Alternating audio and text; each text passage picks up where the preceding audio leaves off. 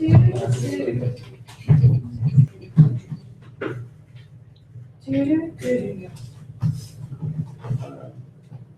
do you want to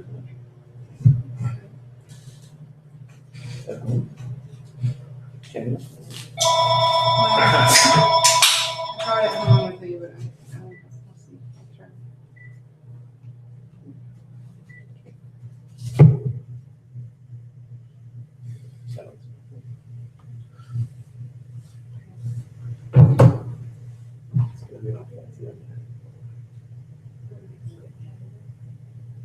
There's a camera and a laptop that she's preferred. Does it show up for you? But we should. Yes. Sorry, what? Did we what? No, that's good. Yeah. Will you sit up there? That way next person can sit there. Sure, thank you. Everybody can watch me type it on my phone on the internet.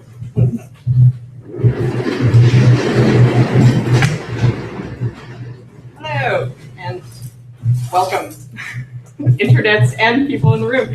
This is my monthly Patreon talk, and I want to give a big shout out and a big thank you to the people who support this work on the internet and in my life. You are absolutely the heroes of my talking life these days. Thank you so much. And this is the second time I've given this talk. This is called Life in the Invisible City. This is a talk about our social norms, about representation, context collapse, and a world of accidental telepathy. Hello, Internet. If you go to the links that Willow has tweeted, you will be able to shoot us off some Q&A later on. But for now, let's get started. So there's a lot of people writing books about how to live in this age, and we're getting dozens of them every year. But the best one was a science fiction book written in 1953. In Sturgeon's novel, More Than Human, and by the way, this is a hard recommend for everyone, a set of people with superhuman powers, telekinesis, teleportation, access to most of human knowledge, I don't know if this sounds familiar or anything, the ability to suggest things to other people, come together and form a new being that they refer to as Homo Gestalt. But to be clear, this being is still made up of separate identities and separate ego people. And they don't always agree, and they don't always get along. But together, the Homo Gestalt is both a powerful and singular entity.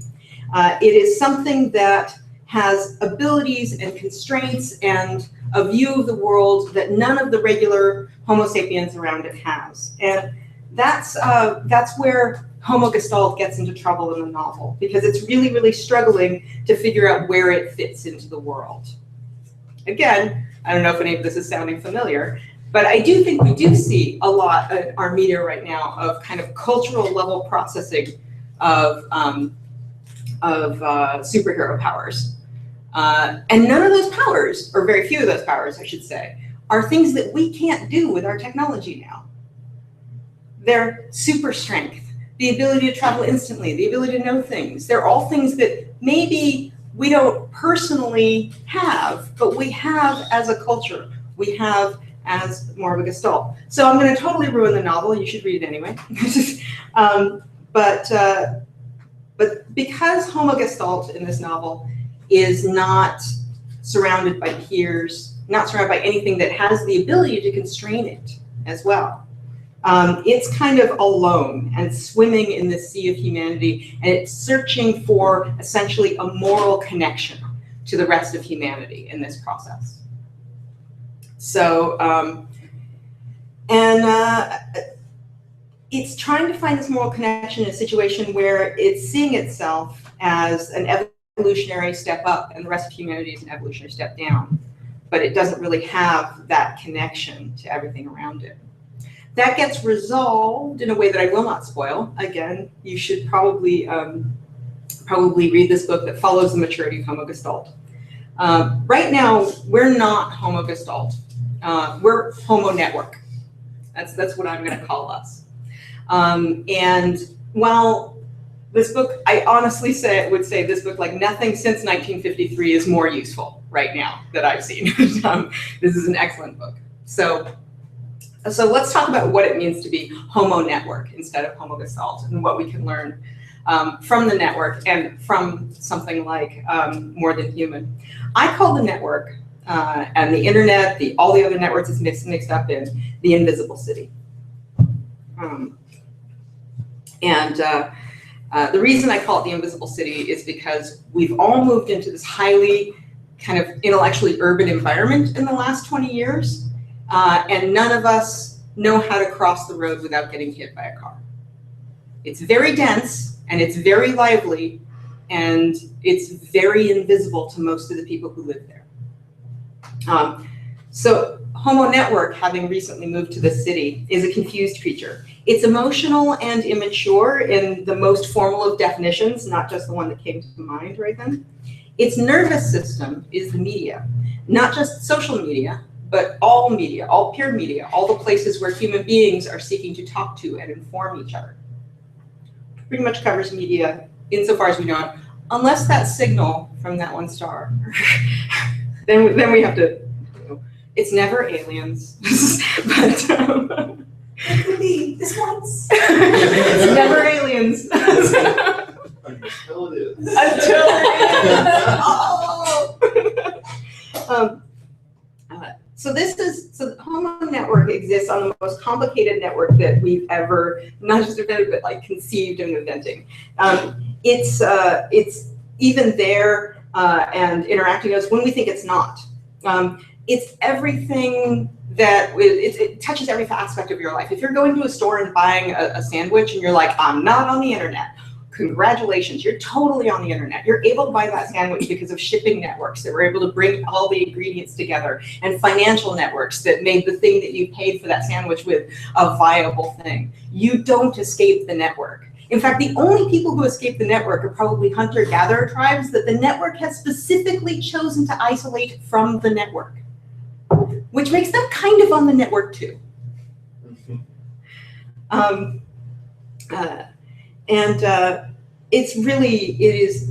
This network is everywhere. It is plant and animal management, it's communication systems, and this is a network that very specifically eats communication systems. It's shipping, it extends into space. And we have all created this massive thing that is amazing, reaches out into the universe, collects information, distills it, recombines it, and we're all that person these days who just moved to New York from the country bumpkin. Like, we just moved to the big city, and none of us, not a single one of us, knows how to behave themselves. We don't even know how to use the toilet. We're just crapping all over the place. And that is how cities used to work. I mean, when a lot of people are like, oh no, cities are these things that are well run, I'm like, yeah, go look at history. Like, there was this thing in the cities until the invention of the car. You think cars are terrible CO2, but they actually had this like ongoing manure crisis in cities. Like, literally hundreds of tons of manure a day generated in cities, which they could only take out of the cities with more horses. So that's where we are on the internet right now, is the manure crisis of networks. It's all very confusing.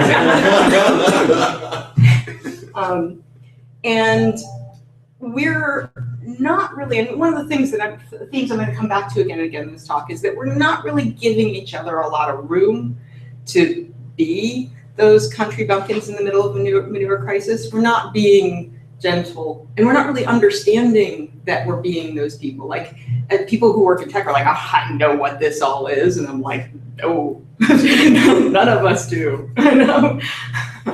And it's such a hard thing to comprehend. One of the things that comes up a lot is that the average thing in your phone is more computing power that took us to the moon. It's more computing power, it's more complexity. The thing in your pocket is more complexity than the human mind can kind of take in, consciously at least.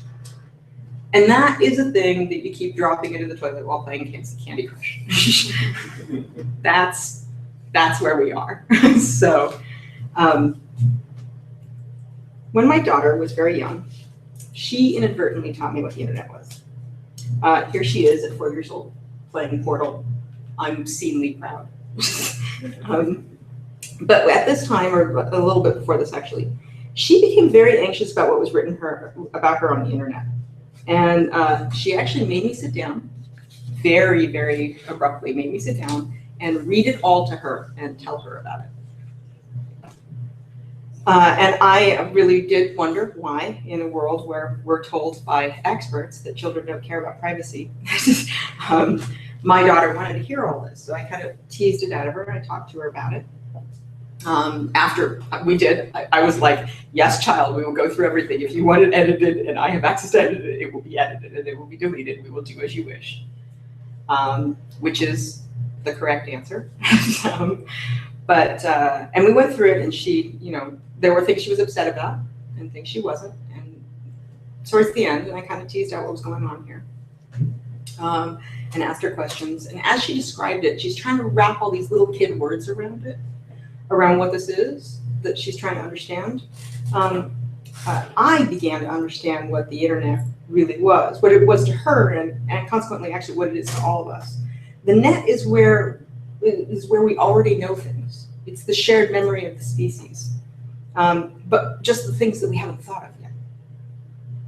It's all right there, attached to our brains, but we just haven't bothered thinking of that part yet. So my daughter was worrying about all of your memories of her and what shape that would take. And that seemed pretty reasonable. But because this is so strange, because this is so hard to wrap your head around, we who seek, artists, writers, that sort of thing, who seek to represent the world and to help us all equally understand how to function it, are kind of in a terrible crisis. The true passions of our lives are as likely to cross wires as they are to cross skin to skin or cross the air gaps between us. They are likely not only to cross wires at the moment that we think they are doing that, they are likely to persist and remain and be retransmitted and decoded, stored, retransmitted again, archived, pulled out, so on and so forth. They have this life that continues on without us. And many of these impressions will simply live beyond us, with no respect or relevance or understanding of our little bit of existence as just the generator of those moments. And so the crisis that we face in this age, when these incredibly dramatic things that are floating through the air and floating through our networks, is how do we represent that drama when most of it looks like typing, when going to war and falling in love and filling out taxes looks like typing. How do we make typing dramatic? How do we fictionalize dramatic typing? How do we deal with the moments when typing is life or death dramatic by its nature? How do we portray the terrible and true passions that cross our telephony lines, go over satellites, or being invisibly through the air around us right now, right here in this room, just beyond the range of your electromagnetic spectrum detection? Is love, sex, divorce, wars, iCal updates, to-do lists, shopping lists, history textbooks,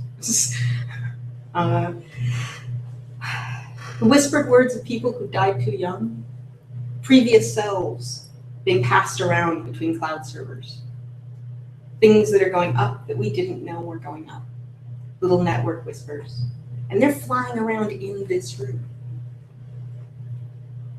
And when those things come to our devices and become decoded, and they can be bouncing around from space and then back down to another point somewhere, and suddenly, accidentally even, they can become interrupted and decoded. And that is the point where the telepathy happens. Even if it was never our intention, even if we didn't want to hear it, that telepathy can happen. We see that telepathy in our politics now, where powerful actors have used it for surveillance. and where we've used it to connect, to fall in and out of love, to see the lives of distant people, to help families in distant places. But suddenly, we can be in the middle of the worst and most wretched moment of someone's lives. And yet, to get there, we're just typing and clicking. So it's the same problem filmmakers always have with hackers. At the height of their drama, they sit there typing. Yet what's happening in the scene beyond the visual range is terrifying and thrilling. And this is why fiction keeps inventing high drama metaphors of traditional physical life for the shared eternal life of the net, a la The Matrix and Snow Crash. Right now, art has to tackle this world of representation. And the way we've done it for years, especially in writing, was to wrap a rhythm of description around gestures of life, to focus the reader's attention on a single person, building a dyadic connection, a portrait. We've used tiny details to evoke sympathies of shared emotions and connect human to human over the gaps of space and time and not ever knowing each other with literature. As said, from Ars Poetica, Archibald MacLeish, for all the history of grief, an open doorway and a maple leaf. But how do you describe all the history of grief when in fact it's in the room with you, just beyond the range of human seeing and encoded, when it could suddenly be in front of us without warning, when we're just holding on to a microwave dinner and trying to relax, catch up with our friends on Facebook. And suddenly we've been looking at the eyes of a woman watching her lover die and feeling her screaming voice emerging from the space of our thorax. We can be at the shooting or searching. We can be in the middle of a disaster or in the middle of searching for bodies underneath the rubble. And all the while, we're still there with our microwave dinner getting cold. What just happened to me? Why isn't this in my control? But mostly at that moment, we're saying, what should I do now? What do I do with this experience? You can fill your days this way, accidentally or on purpose. Because right now is the worst moment in somebody's life. And right now. And right now. And right now is the worst moment in somebody else's life. Right now is the worst moment in somebody else's life. And these are good people. These are people who deserve that, or they deserve your care. And this one right now, right here, over here, that one deserved our care. And this one. And we can do this over and over and over again until our own nervous systems are just fried. So let's take a break from that.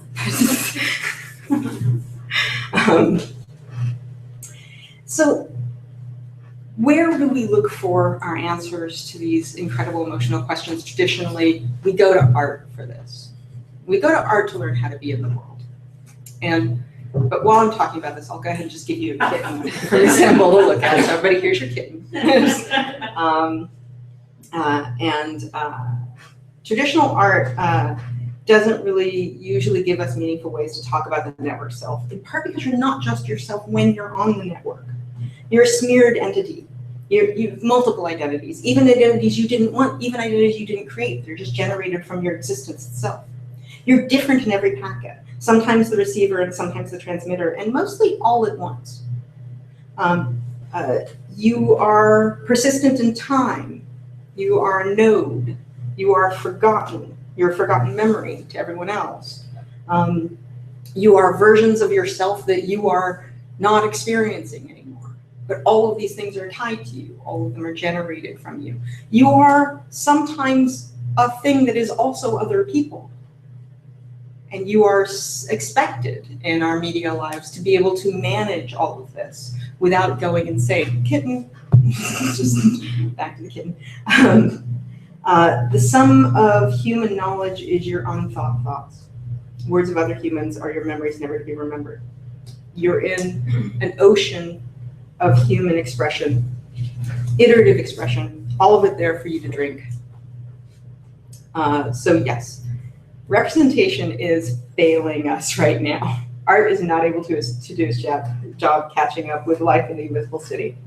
We can't really explain this to each other. We have clicking and typing and streaming and likes, and none of this feels as real as being a networked creature.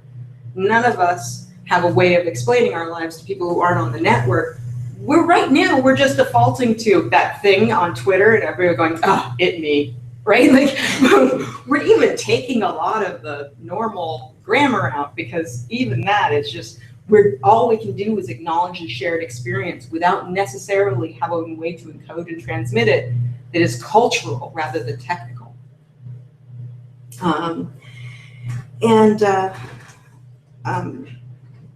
was I? Sorry, we got to our first time.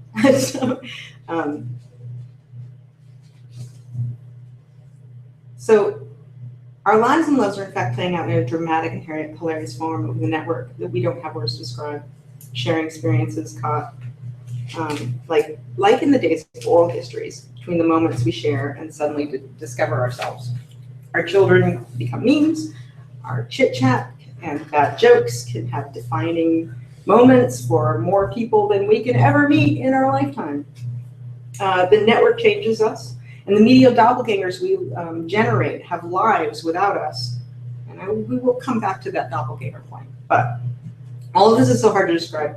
What if we reached for the language of myth and magic to describe our world of math? We can call these moments when the net collectively dreams of things that happen in the world. From Ferguson to Rio to France, and the networked creatures that were ever so slightly changed in this process, a new signal received by the network, a new wariness, perhaps an undreamt of yet by any particular network creature, but at the very least latent for all. A signal that is network-based without having to know exactly where it is. We could say that it points the network laughs in horror and curses people. It disfigures them, disfigures them in the kind of the classic way of the Greek gods, striking them down with one of its terrible forms of fame. You know the one I mean.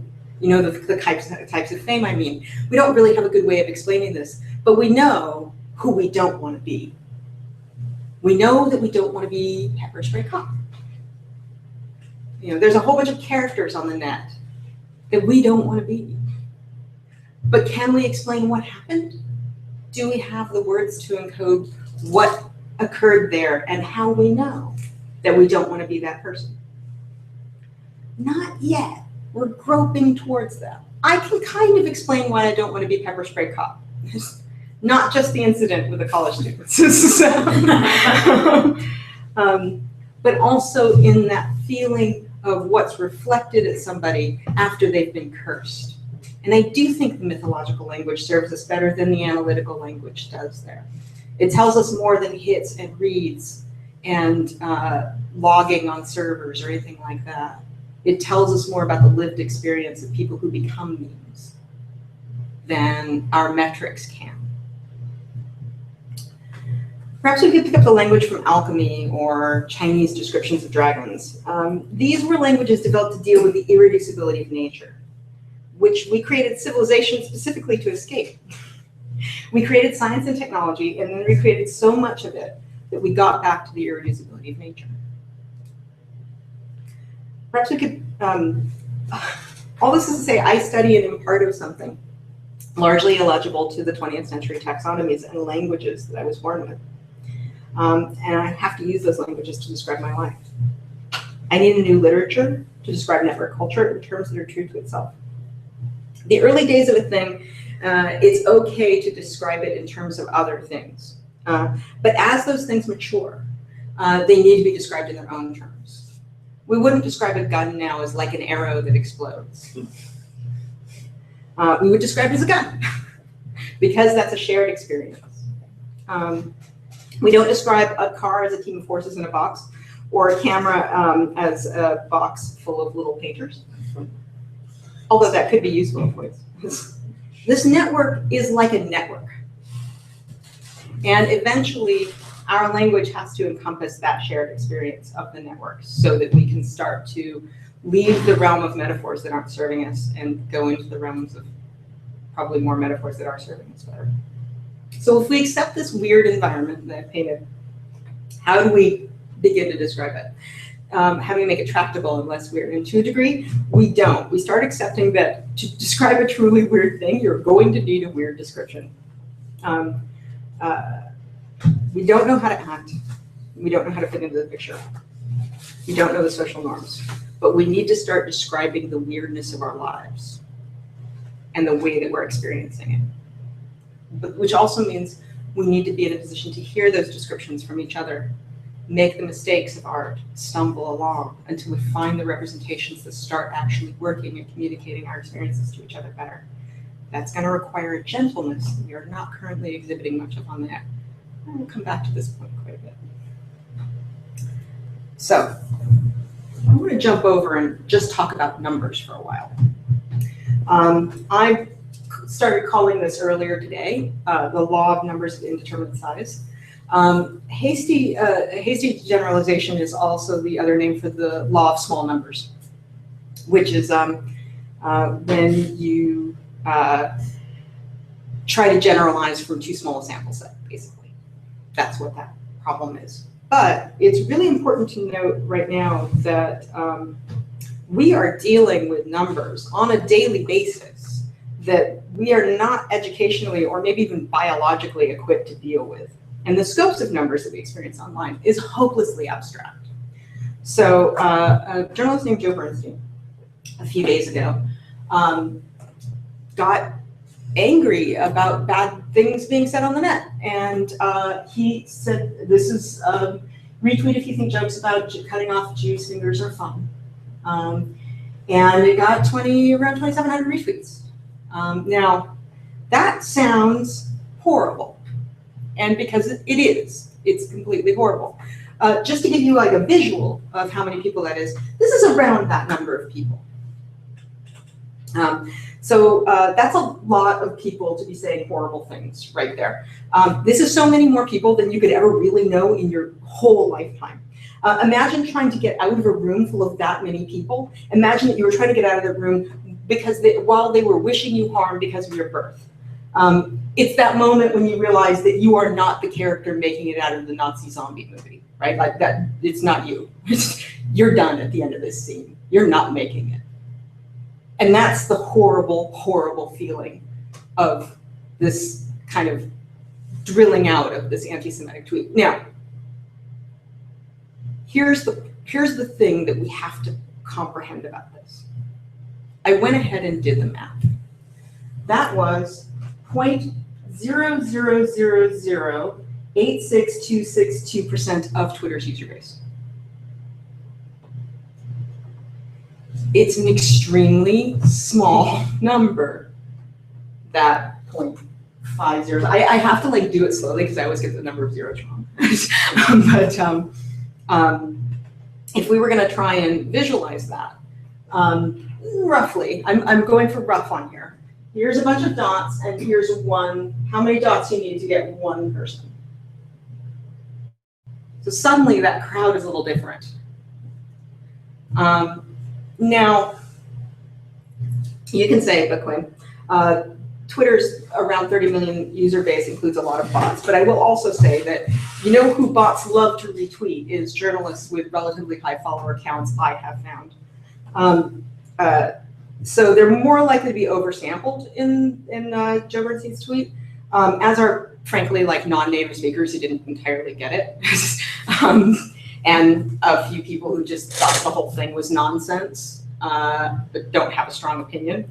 And then probably a bunch of people who are really, really anti-Semitic, because if a couple of them pick it up and retweet it, they're going into their own network. So it's more likely to propagate into the networks of people who agree. So is that number accurate? I would say there's a chance that it overrepresents, because it's going to manage to, and this is an important point, traverse the network into the homophilies. But still, you could say, it's terrible that those people, you could rightfully say, there shouldn't be anyone who wants this. But none of us are also ready to engage in, I hope none of us are ready to engage in the incredible violence and repression it would take to actually eliminate these points of view from the world. Nobody wants to live in that world, in that Vlad the Impaler society. except maybe Vlad the Impaler. But even Vlad the Impaler doesn't want to live there unless he gets to be Vlad the Impaler. Vlad the Impaler doesn't want to be anyone else in his society. And let's also say that if the actual population of anti-Semitic people in the world is 0.000866262% of the global population, that would be amazing. That would be great. Total win. That would be awesome. I am okay managing that level of people who really need to change their ideas. Let's just work on convincing them. But let's go ahead and frankly, because Quinn is really tired of dealing with that number. Dealing with 5 zeros is really not, especially when your main calculator is your phone and you have to tilt it over to get it to even go to those numbers.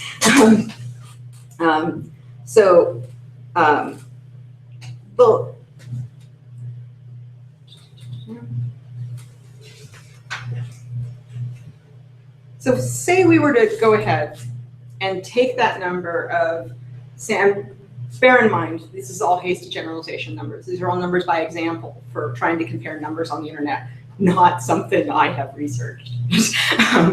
But take for this, let's see, we took the number of anti-Semites found by Joe on Twitter and increased it by 3 orders of magnitude. I chose this number very carefully for being much easier for me to calculate on my phone when I was doing this research, and generalize those results to the whole world. Remember, I am entirely making up this number, but it is the very scary number at 3 orders of magnitude of jumping, when we reflect onto the global population, to 64 million people, roughly the population of France. That is a lot of people to be anti-Semitic in the world. That is kind of terrifying and awful. I'm going overboard here, I think. I'm going to town on the population of France being, not specifically France, but that population number being entirely committed to being anti-Semitic, that horrifically large number.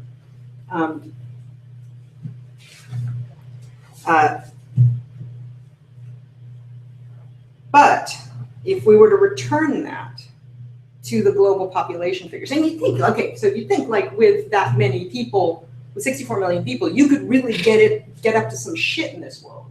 You could lead a revolution. You could do some horrible stuff. And you could if you were all in one place. But when you start to, let's take that back out, because remember, at 3 orders of magnitude, we're still talking about more than 99.9% of the planet not giving a shit about this question. So if we bring that back up and put that back into this crowd, it looks much more like this. It still feels like too many people, but the dots in back, I will point out, are way too big because I just couldn't make it work with the little dots.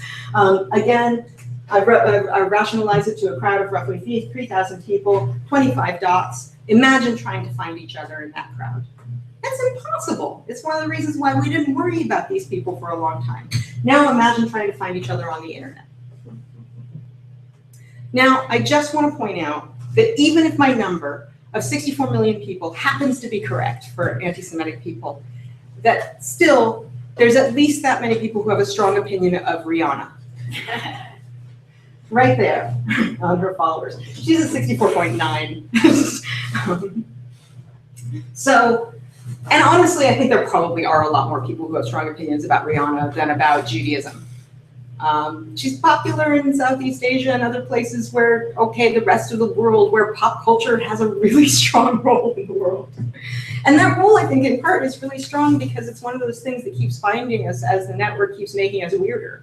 It's a place where we can normalize a little bit. And that's really comforting. It's really comforting to have these little tiny bit of common culture around the world when I know that all of you weird people with your weird ideas are going to be inhabiting the same network body essentially that I am.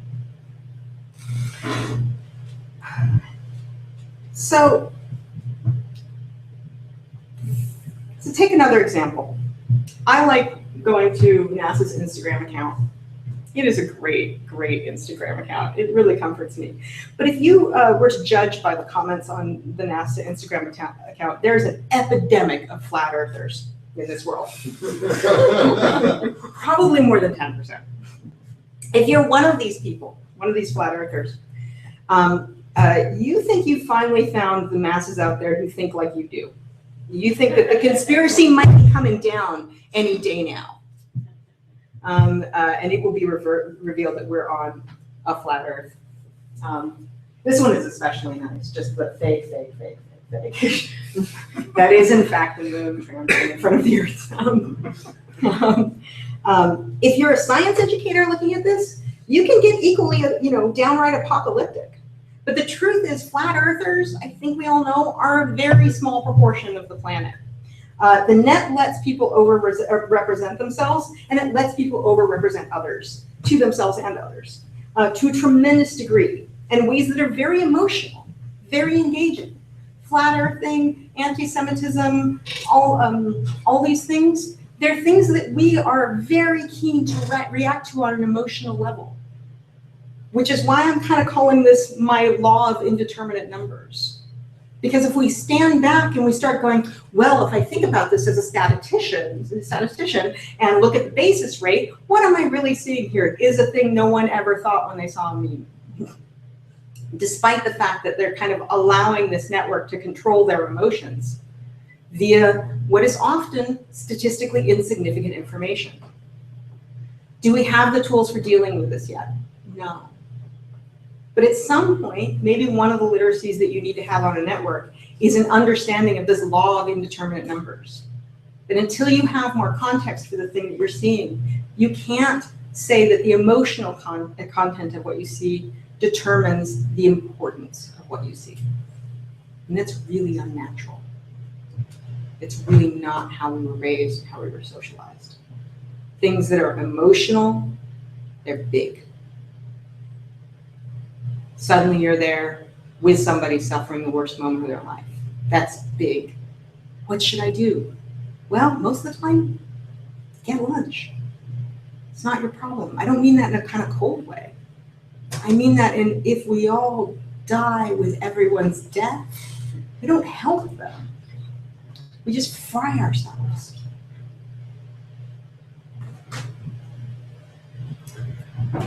So, that's a good time to segue over to B. Speaking of frying our nervous systems. So, I know a lot of trolls, which some of you who are familiar with my previous work may already know. And I have what is not very popular these days, a lot of affection for trolls in many cases, even some of the ones that aren't getting a lot of affection, because I'm interested by the weird problems they are trying to solve. And they are, like trolls sometimes are trying to solve terrible problems that shouldn't be, like that's not a good use for your energy. But people essentially go onto the network trying to get their needs fulfilled. And that's not a process that is wrong. I mean, sometimes when you try to get your needs fulfilled, you do so in really terrible ways. We've all done that. We've all been like, I have a need. I'm gonna self-sabotage until that need is gone. You're all laughing far too hard at that joke. And you at home, I know you are too. And we need, sometimes we need to go through that process. Sometimes we just have to be that asshole until one day we work out that that's not ever gonna get our needs met. It was great when we got to do that and there was no network around. I'm so happy there was no internet when I was 15. I was so happy. But now I'm raising a teenage girl that's on the internet. So I'm kind of getting it by proxy there. But yes, trolls, as horrible as they are to many people, I think they're fascinating. I think they're useful. I think they're a necessary part of the network. I think we're all somebody's troll at some point or another. And I think that's one of the things we have to appreciate is that category is fluid. And it is different to be of the tribe that identifies as trolls. But it's not as exclusive as you want to think. So I do have this deep affection for trolls, which I'm still not going to, despite recent Twitter, not going to step back from. And there is a conversation that I have written about that I had with one of the old kind of anon trolls back in the day, where it was me and several other people who were kind of Oakland-based that were talking about trying to create systems in the community whereby no one ever had to call the police. They were trying specifically to get their community away from the state monopoly of violence. And one of the points I was bringing up in this conversation is gendered violence towards women, and how do you create systems to protect women without involving the police? And the guys I was talking to were like, this is men's problem, and this is something that we need to kind of police inside of ourselves. And it was a really interesting conversation for me. You can imagine. Guys, you gotta start moving.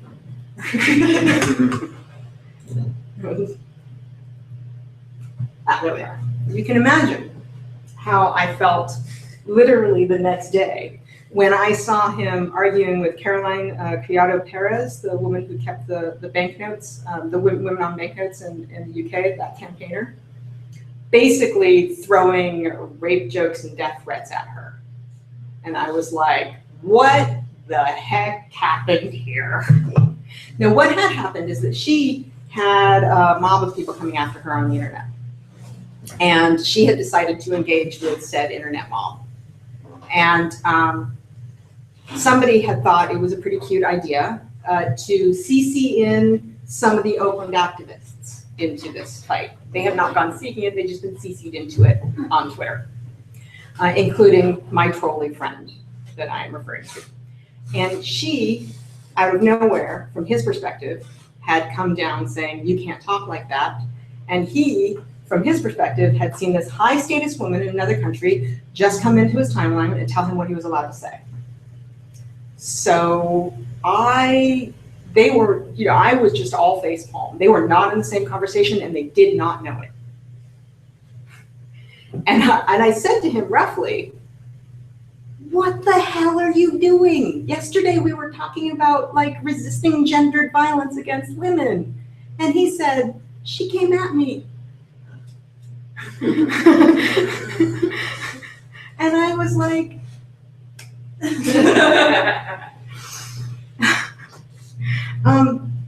and this is a classic example of what academics will call context collapse. Two people in different spaces brought together, not realizing that they really had no business talking to each other. They had no overlap here. And they were horribly attacking each other. And to this day, neither side ever backed down from that encounter. Despite the fact that that encounter should never happen in the first place. You can go onto Twitter and watch this happen all day long. This is, by the way, one of the finest gifts there is. It's Ice Cube eating a sandwich. We all know what context is in our lives. We all, the same things we do with friends would be horrifying if we did them with our parents or our coworkers or random people on the street. And this isn't because we're massive hypocrites. It's because context actually matters in culture. One of the major problems with online spaces is that the wrong people see us hanging out with our friends or our fellow activists or whatever, and they decontextualize our actions, making it a wholly different unattended action. But this anger that we get is exhausting on the net. Our UK feminist activist was exhausted by the time she was suddenly in Oakland activism space. And she wasn't going to perform everything correctly. Neither was my trolley friend. And there was nothing in the environment to indicate to them what the right social protocols were, and nothing that gave them social permission to give an inch on their positions. And despite my very milquetoast efforts to go in and go, can everybody just get along? There was no peace to be made at that point. Social media allows people to see each other practicing in cultures in ways that were never possible for the internet, which is amazing. But it doesn't magically give anyone the cross-cultural understanding to interpret what they're seeing. This has been mass media since we've had mass media. Second reading recommendation, Alex Marwick and Dana Boyd's fantastic paper on context collapse. On Twitter, which is called I Tweet Honestly, I Tweet Passionately, Twitter users context collapse in the imagined audience.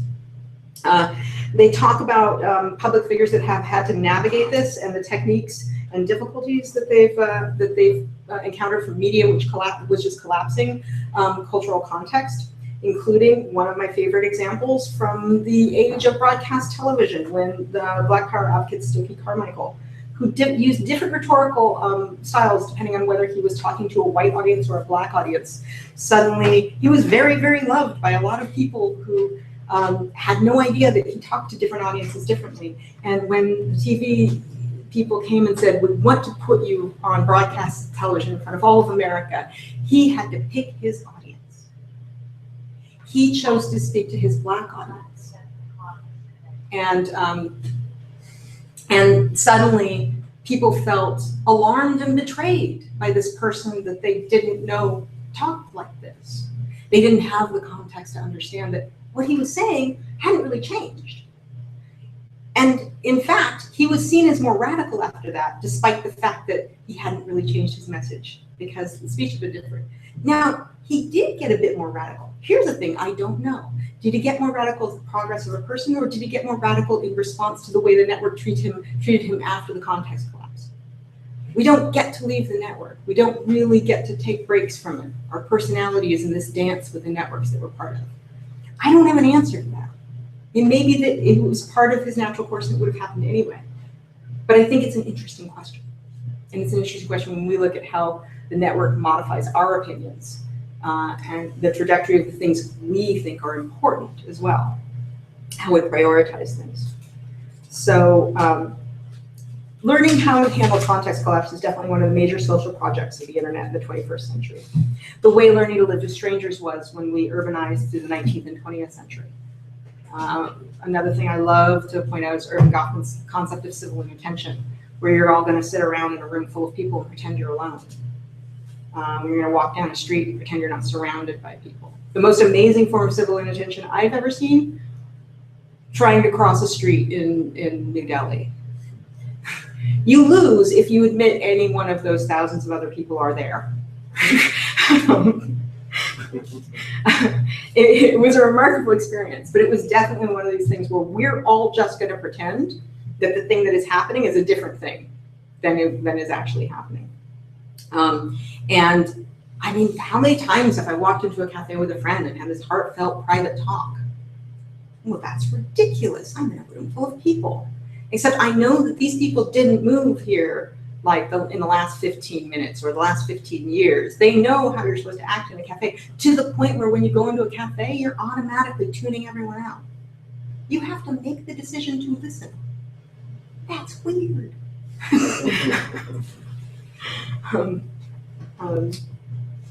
And people talk a lot about the context collapse caused by the loss of body language, or just the communication.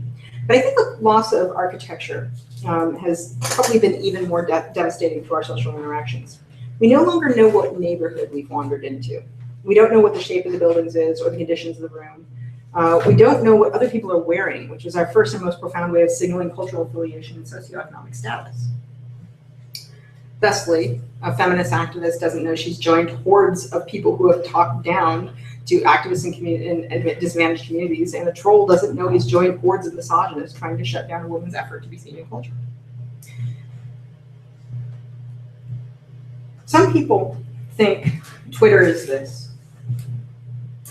Some people think it's this. And some people think it's this. And if you think that you're here, and the person you're talking to thinks you're here, it's going to be a difficult conversation. And right now, the best we have for signposting that is your user icon. We're going to need better tools. So I want to come back to that point about those media doppelgangers we have now. And I'm realizing that I'm kind of going over time, so I'm going to go quickly through the rest of my slides. Because we all have a media representation that lives without us on the internet. It lives in our profiles, it lives in our data, little archives, it lives in our email, and so on and so forth. And this media representation can sometimes go walking without you. This slide, for all the people who probably can't see it at home, is is the artist Ben Garrison responding to what the internet did to his doppelganger. He is a libertarian political cartoonist, classic old school libertarian. Doesn't like centralization, mainly hates the federal banking system. Sure, I actually kind of like the old libertarians. They're fun to sit around and drink with. Not really in the kind of like weird right-wing takeover of the libertarians that happened in the last 15 or so years, but in this very like small government, actual small government kind of libertarian, he was making these political cartoons, kind of saying the left and the right are both kind of into this large state stuff and debt and so on and so forth. And I'm expressing no political opinions on that here, but he was, in his own words, hijacked by a bunch of people who were basically either Nazis or acting like Nazis.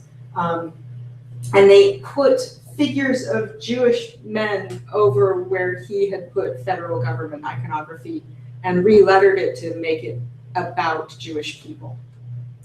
So Ben Garrison, as this stuff was being transmitted over the internet, became a famous anti-Semite. That's what happened to his media doppelganger. And his next job in the world was running around the internet trying to get people to stop making him into a famous anti-Semite. He does not hold these views. It is really, really clear that he does not hold these views. He just doesn't like a federal banking system. That is very far from being anti-Semitic. It is, in fact, unrelated. But they were able to manipulate the images. The version of this everybody's seen recently was the doctor tweets to make Leslie Jones look like she was anti-gay. Well, it turns out that this is an amazingly easy thing to do. And I have to say, as somebody who has been manipulated and hacked and photoshopped and all these other things, the first time your data goes traveling without you is surreal. It's disturbing in a way that feels like it should be physical. Like you should be able to drive somewhere, speak to a gentleman, and get it all back. There should be someone that you can talk to. There should be a law, damn it. Eventually you realize, and I have to say this, like I'm internet old in a number of ways, and this is one of them. I've been getting my shit hacked since the 90s. And when people are like, well, you know, you can't really know what it's like if you haven't gone through this. I'm like, well, I've gone through this enough times that I've just kind of come out the other side. I just cannot, if I get worked up every time somebody does this, I'm just gonna spend all my time worked up. But it's really, really, really hard when you first encounter this, when you first find out that you are not in control of your identity, that the network has a say that has nothing to do with who you think you are. Eventually you realize it's all copied endlessly without you, and that it's ultimately indifferent to you. It doesn't care about you. Your media doppelganger does not care. It's simply a property of math that happened to you personally. Like any developmental milestone, and I think this is part of the developmental milestones of Homo Network, you realize this is how life is. Data just travels, and getting upset at it won't do anything more than getting upset at a storm or God. So now we live with the unintended audience. This is Buster Keaton, who, in addition to Ice Cube, is the best way of expressing emotion on the internet. We can now speak, gesture, or move, and find that we are now part of the consciousness of millions of people, that they are making us into whatever they want us to be. Our personal lives have become performance. Our children are acting like brand managers, trying to control that doppelganger before it gets out of their hands. And at the same time, we're trying to construct this representation so that we can communicate something, so that we can kind of edge in on the doppelganger and other people's doppelgangers to try and rationalize what we're experiencing on the network. So I want to kind of talk about how that representation can work and what helps with that. And weirdly, I want to segue from being turned into a neo-Nazi against your will to TV and games. That's natural. This is a screenshot from a game that I've completely forgotten its name, but I did a bunch of screenshots with it because it was a lot of ways of trying to marry in the textual aspect of our network lives with kind of that first person view that we have because we're first people. And in this case, you have the actual character's emotions written out on the environment. But in a way, I think it has this really interesting veritas to how we experience textual network life, how our emotions are textualized and kind of spread around the internet. I think it's stabbing in that direction of better representation. The other thing, and people bring up Sherlock, and I think that's good, but my favorite for this kind of representation was actually the movie The Secret Life of Walter Mitty, which put in so many really interesting ways of looking at network life. Chats between characters that were over networks, but felt very natural. You didn't even remember they were there. They were just chats between characters. Or one of my other favorite moments was like representing messaging in a way that wasn't literally true, but really captured the emotionality of it. When the main character gets an extremely momentous message, it crumbles down out of the mountain next to him. And I've gotten those messages. I've gotten those emails. And they are crumbling down out of mountains on top of me. So I really do think we're starting to make stabs at this kind of representation in art. And this is one of the things that helps us fix all of those problems that we're dealing with, as well as learning to comfort ourselves in network ways and learning to kind of adapt to the things we just got to adapt to now. Because right now we're all dealing with these really interesting set of problems that we didn't before. We're all dealing with the problems of celebrity. Maybe not this instant, but you could be dealing with being a celebrity at any moment. Your child could be dealing with it at any moment. It's just like, it's like a Greek curse that just comes down on you like lightning. We're all dealing with misinformation. This is a famous episode where this very nice Canadian person was like photoshopped into looking like he had a bomb vest on, and all of that was passed around.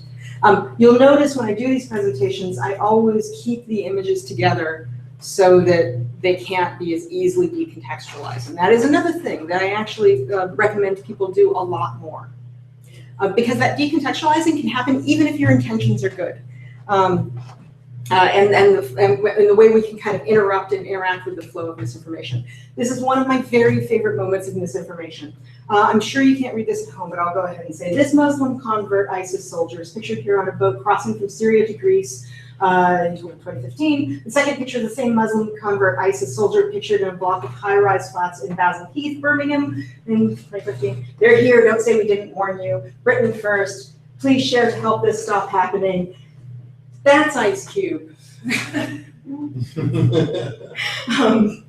And my honest suspicion before it got to this UKIP person is that it was someone making fun of UKIP people by seeing if they could get them to pass around this Ice Cube meme as an ISIS thing.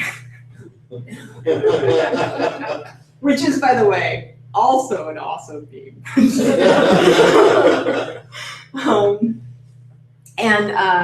And so that person who is making fun of them and getting them to spread that, well, that's now having another life on the network as something people are actually spreading because they don't know that they're being made fun of.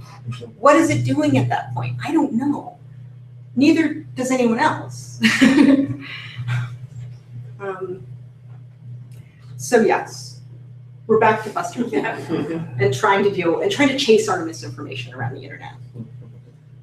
And then we're also in that process trying to deal with what the distance that mediation makes us feel from the consequences of our action, words, and even stray thoughts.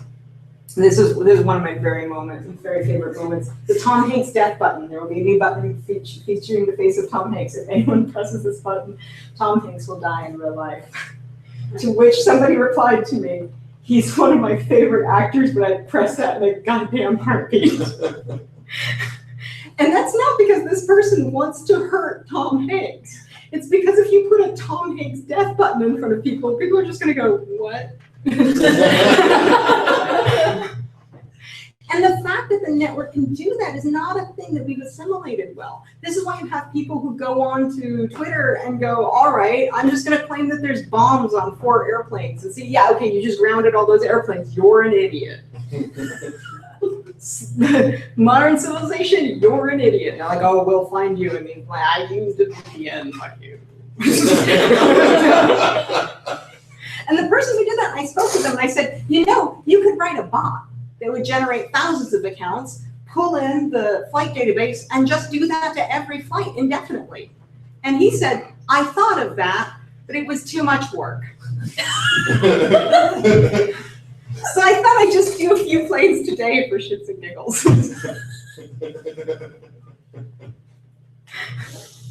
Now, that is in some ways a horrible troll. It's a terrible thing. It inconvenienced a lot of people. But that person is also, whether they meant to or not, highlighted that having a network and this old kind of style of infrastructure and relation don't work together. It's not going to work. We have to do something about that. And we're not going to give up the network. I mean, we can have debates about whether the network is a good idea, but I like to say that's like debating whether to go through puberty at 21. Like it's a done deal. We're all there. You know, we can also debate whether or not the Industrial Revolution is a good idea or switching to fossil fuels, but it's all in the past. So unless we're debating about your time machine, it's just, I don't know, it's a conversation after more bottles of wine than I've had. So this is this magic that we have with our thoughts that they never had before. Our stray thoughts can become consequential in a way that they never did. They can become algorithms now. What is an algorithm but a mathematically encoded thought? And when we encode them, they become instructions to make a car or underexpose all the pictures of black people in a particular machine, or send money to children, or hound someone off the internet by accident. Our stray thoughts become algorithms, and then they do magical things in the world, which is one of the reasons why I reach for language to magic sometimes. Because it's not necessarily good for describing the process, but it's pretty good at describing the effect. And then we get to really dark places when we don't understand the consequences of our thoughts. One of the things I occasionally go ahead and search on Twitter is people saying, kill yourself. And it gets really dark. I don't recommend other people go to the spaces I go to on the internet. They're kind of traumatic. Be this, this. We don't have norms for this. We don't have norms that tell us what this is doing in the world and whether that's a thing that we want to be doing.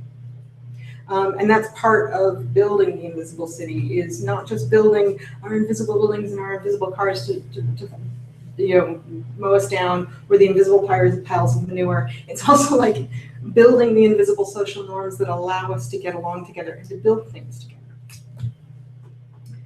Right now, we're just hurting from the network. We want to be able to reach out across this thing that is now happening to us and somehow affect it. But this is not a healthy way to interact with the network.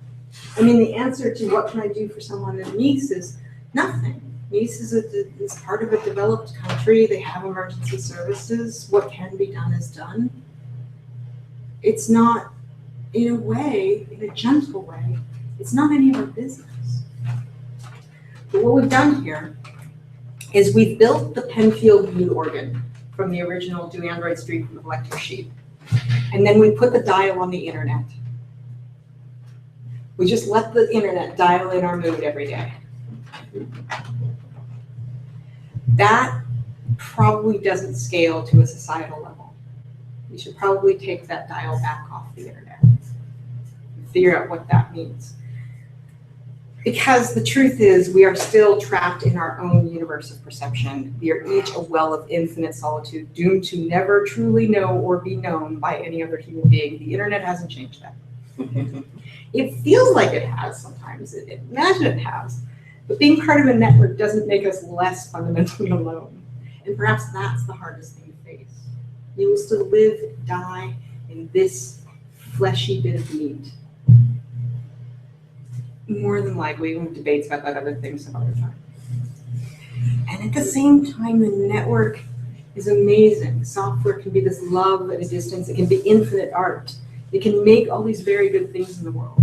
This is a beautiful, beautiful Asian art picture made by an old man artist in Excel. And I love this. One of the benefits of having made it in Excel is it vectors, so you can like just zoom in.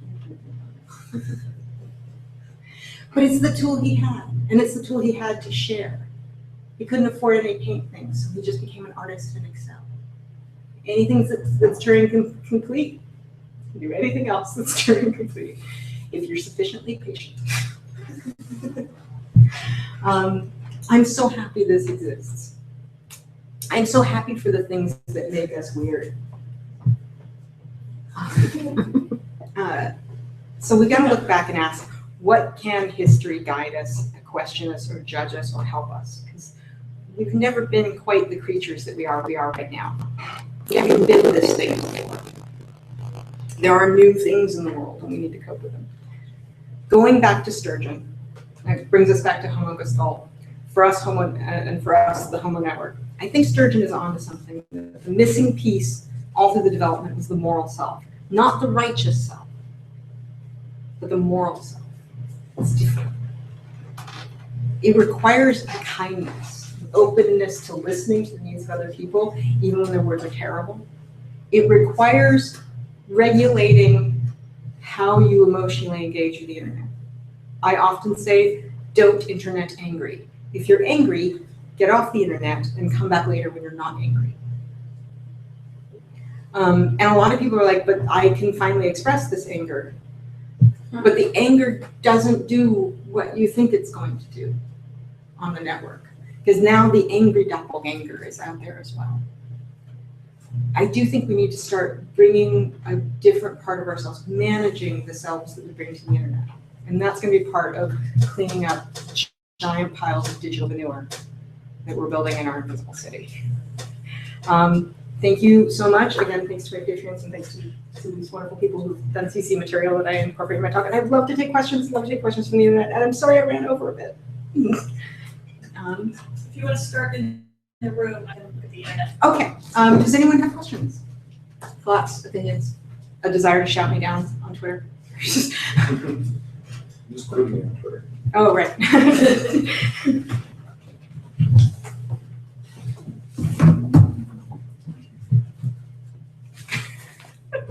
Bye, internet. Hi, internet.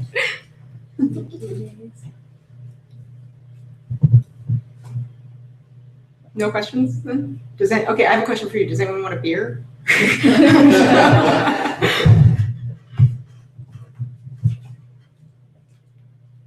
You look thoughtful, Andy. I'm gonna put you on the spot. What are the moving parts of the invisible city? Ooh. Oh yeah. Did you? The kitten was from Istanbul. What's the less invisible city? Well, actually, Istanbul has a lot of invisible cities in it. Istanbul has so many layers. The cats. Well, I think there's literally under stuff. Like there's literally like literal undercity to Istanbul. I mean, I love Istanbul so much, and it's got all these different political networks and so on and so forth. But you were asking me about the internet, the invisible city. I mean, I think when we start asking about, wait, what was your question? I'm sorry, I lost the thread. What are the infrastructure bits? What are the moving parts of the invisible city? Well, I think there's we know about already. We're from this don't we? Right. I think a huge amount of the infrastructure is the infrastructure around networks. And I think one of the things I end up advocating for nearly constantly now, and I will again, is a general rise in digital literacy. That we actually need to know, not necessarily, and digital literacy, bang equal coding. Digital literacy is not coding. Just one more time, in case you didn't hear me, digital literacy has nothing to do with coding.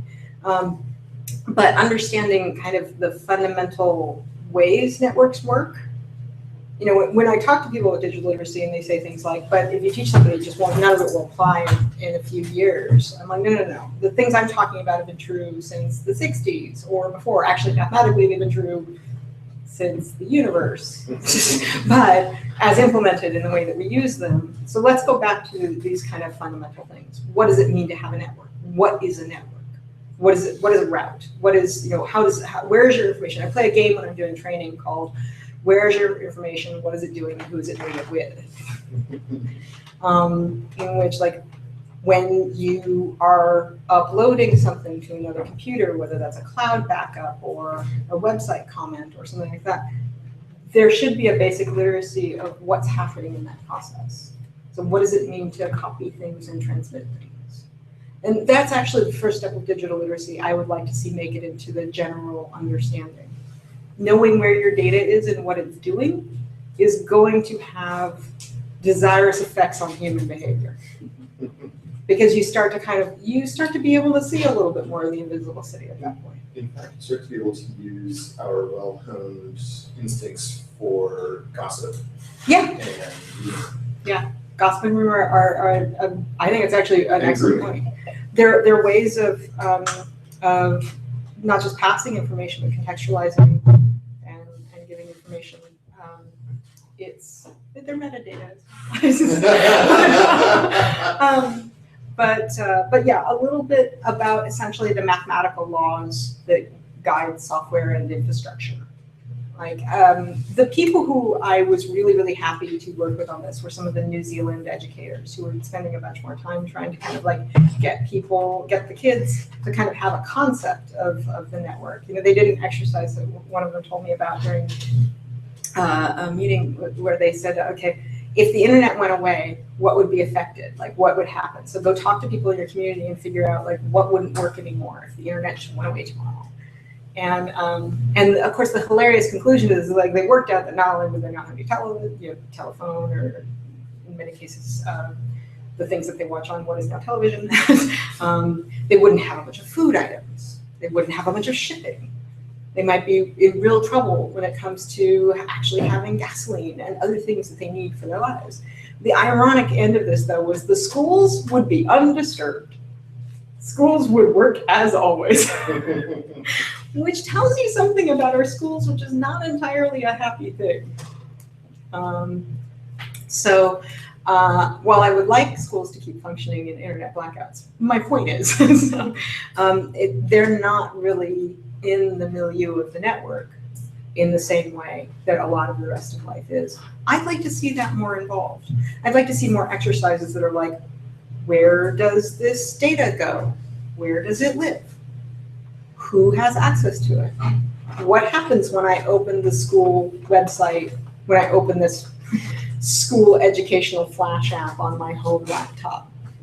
Oh my God, the amount of Flash and educational software. It made sense at the time. It did. Anyway. It's not a question. This is a note. But so when I was doing work on weaponized social, which is about how social scripts, when hitting network scale, have network effects, which are outside of our ability to comprehend them and process them. And so what can we change about our social scripts, the way that we interact? It might have worked on a local level, or at least not been so bad. We need to fix those so that when we're deploying at scale, it's not quite so terrible. Mm-hmm. And because most of my work is in disaster response, I looked at the disaster cycle, which is response, recovery, mitigation, and then we go back into preparedness. Right? I don't know if I can or not. It's fine. And one of the things that I noticed when we started mapping all of these online issue projects, write-ups, incidents, whatever, is that everything falls into preparedness, what to do if you think you might have the wrath of the network upon you at some point, and what to do for response, what to do if that has just happened. So here's how to lock down your accounts or whatever else. Our project area started to look at mitigation, like what can we change about the way that we interact, which shifts these interactions. But there's nothing in recovery. And so I really enjoy that you bring up the invisible city because we do have insurance for cities. right? As onerous as insurance is in a lot of ways, when it works well, you're basically betting with the future about when something is going to happen and at what scale, so that you, when it happens, are okay. Mhm. And we have not figured that out yet in online space, and so I think that might be another. Yeah, it's interesting. Where I think that would be most interesting is data and identity theft. Yeah. And ransomware and things like that.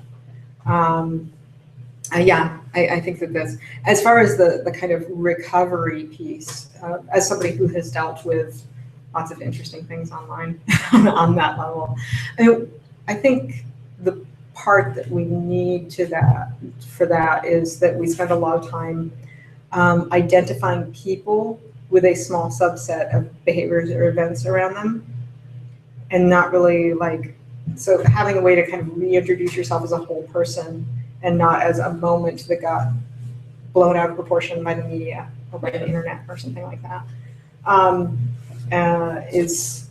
That's certainly something I've worked on personally. I've dealt with that in my own life, of just kind of going, all right, that happened.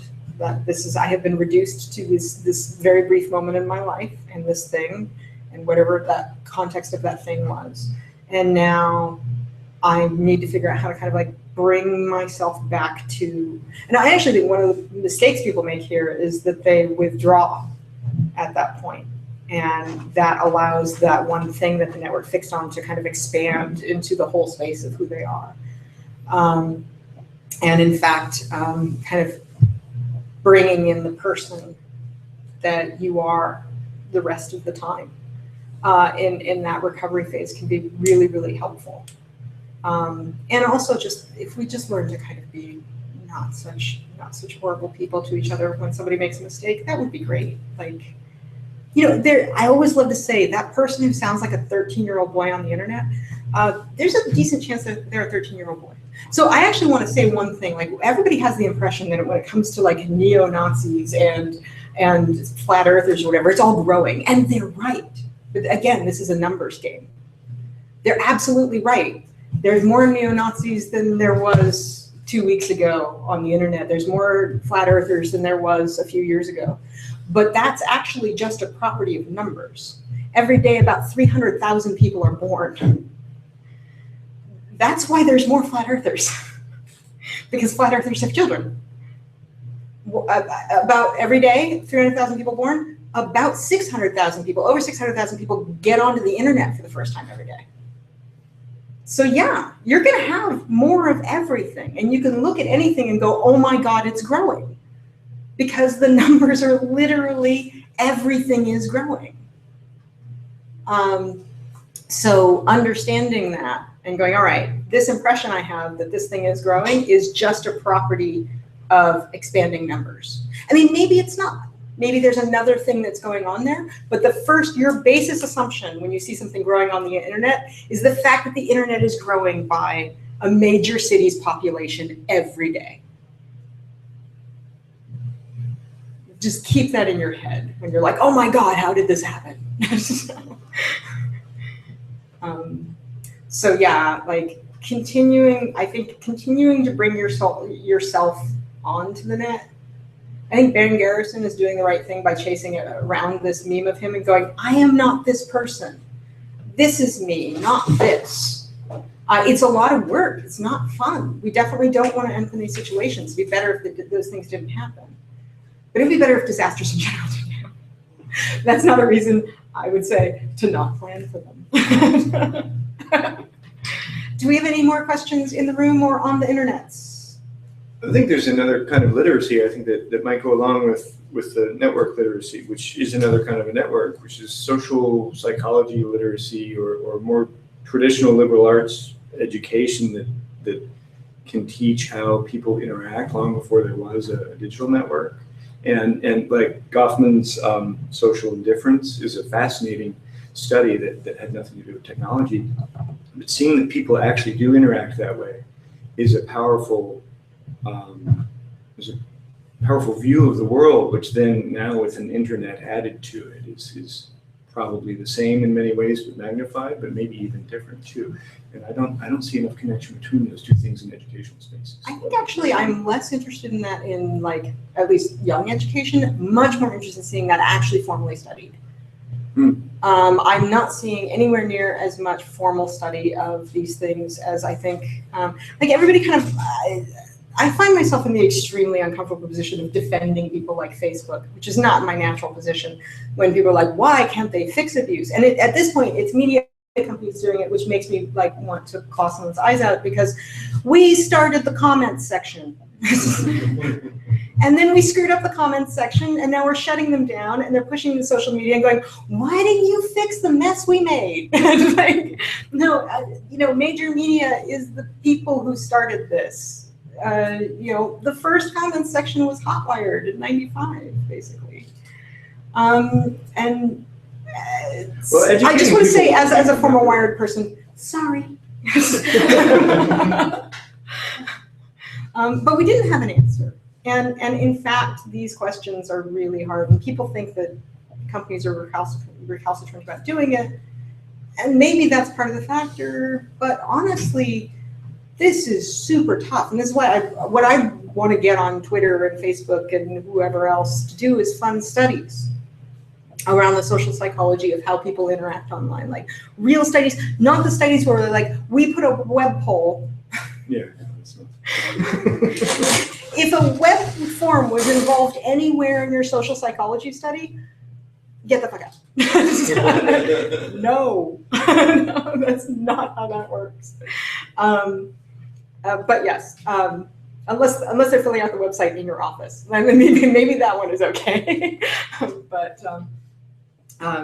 But yes, I think we're a long way from being able to kind of teach these things or know which things need to be taught, because we're still at the point where we need to study. We don't have a Goffman of the internet yet. We're not funding that. We're not doing that research. I mean, Goffmans don't come around every day, but 600,000 new people every day. There's probably a few Goffmans out there. And I don't think learning it will prevent abuse or shift behaviors necessarily, but it may allow people to be citizens of the invisible city in a different way. Oh, They I have a think social so. life. I do worry about, not always, sometimes I worry about efforts to teach that now, digital citizenship now, because most of the people who are advocating teaching digital citizenship do not understand where they are. They're not in a position to teach that. Which is why I'm like, step back. Please, Twitter, if you are looking at this, I'm not going to ask you to fix all the abuse. I'm going to ask you to put aside research funds to find the internet's Goffman and give that person the money they need to answer these questions. Try to figure it out. Yes. Your invisible city metaphor really speaks to me. Like, imagine some kid from the countryside coming to the coffee shop in San Francisco or Minneapolis and attempting, the table next to them is a couple on a first date. Or a couple having a tense fight. and it's the same as my geeky friend, liking other people flirting. Yes. Absolutely. It's just like, what the hell is anyone doing in this situation? I like someone's unknowingly shared Venmo thing earlier today just because I wanted to remind them that people could see. And it was like some super sweet but also kind of awkward thing that had been a date or something. And it was like, do you remember I can see this? And that goes to this like incredibly weird form of communication. We don't have any. When I got around to, I'm a big World War I buff right now, and I'm like, I'm gonna like this pile of bodies, and I'll just go ahead and leave that as ambiguous on the internet. I like this pile of bodies. I am comfortable with that ambiguity. Every time I discuss underwear on Twitter, I have this sort of holographic image of like these tweets being read aloud in a deposition. Right. Yeah. I have that too. I have a thing. I have a habit, and I've written about this as well, because I have a law of information about dropping into chats and things like Slack, and saying, hello, future Paceman readers. Because I'm trying to think about how the data is traveling, and I'm thinking about the unintended audience of our data. The bit of information that I think is very important for people to understand, this is some of the information literacy I would like to get out there, is that any given piece of information in the universe, which includes the internet, in case you're wondering, approaches public or deleted over time. Eventually, it is either public or gone. That's true of your private chats, your cybersex, and Pharaoh's tombs. It gets copied and made public and passed around and all that sort of thing, or it becomes deleted, or it falls to entropy. When you are thinking about what you are doing with your data, think, given sufficient time, this becomes public or deleted.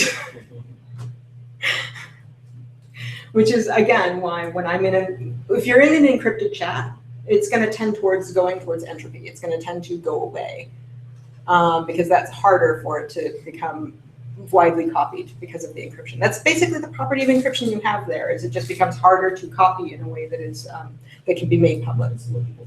It's legible, exactly. So that's just kind of pushing the bar over towards the entropy side of that conversation. If I'm in Slack, where I know it's being archived and backed up on a bunch of servers, that's literally pushing the bar towards the public side.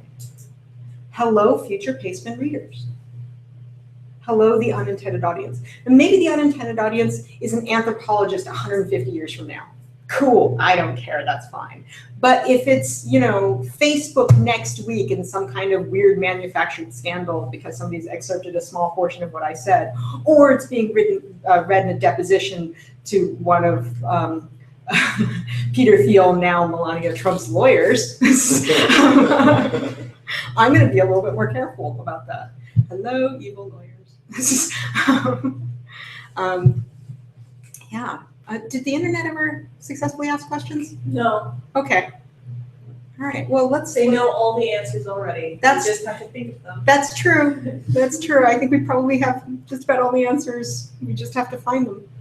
We just have to figure out the right thing to Google. Thank you, Quinn. Thank you guys so much.